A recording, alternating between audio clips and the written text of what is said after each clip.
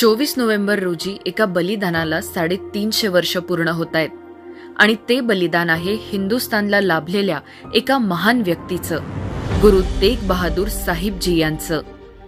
1621 साली अमृतसर येथे जन्मलेले गुरु तेग बहादूर साहिब हे शीख पंथाचे 9वे गुरु होते, ज्यांच्या व्यक्तिमत्वात अध्यात्म आणि शौर्य यांचा विलक्षण संगम दिसतो.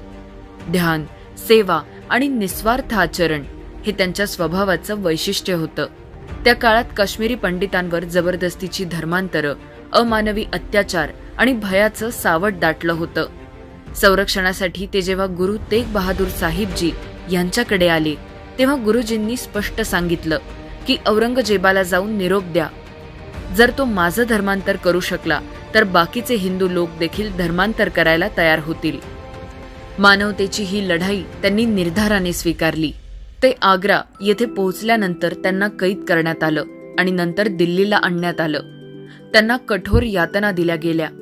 त्यांच्या शिष्यांचीही म्हणजे भाई मतीदास, सतीदास आणि भाई दयाला यांची निर्दयपणे हत्या करण्यात आली. तरीही गुरु तेग बहादूर साहिबजी आपल्या तत्वांपासून तसूभरही डगमगले नाहीत. 24 नोव्हेंबर 1675 रोजी चांदणी चौकात त्यांच्या शिरच्छेदाने मानवतेच्या इतिहासात एक अमर बलिदान कोरलं गेलं.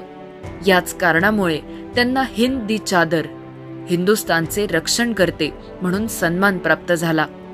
आज दिल्लीतील गुरुद्वारा शीशगंज साहिब आणि रकाबगंज साहिब या महान बलिदानाची जिवंत साक्ष देत उभे आहेत.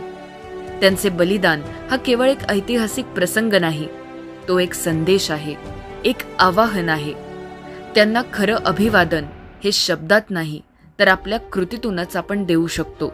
आपल्या मुलांवर असे संस्कार करा की त्यांना प्रत्येक धर्माबद्दल आदर निर्माण झाला पाहिजे. निस्वार्थ सेवा ही ईश्वर सेवा आहे याची समज आपण येणाऱ्या पिढीला द्यायला पाहिजे. जेव्हा आपण या गोष्टी आपल्या आयुष्यात अवलंबू तेव्हा तीच आपण गुरु तेग बहादूर यांना दिलेली खरी श्रद्धांजली ठरेल. श्री गुरु तेग बहादूर साहिबजी यांचा संदेश आजही जिवंत आहे. आपण फक्त तो आपल्या आचरणात आणण्याची गरज आहे. मानवतेसाठी जगूयात, समतेसाठी उभं राहूयात आणि शांतीसाठी हात पुढे करूयात.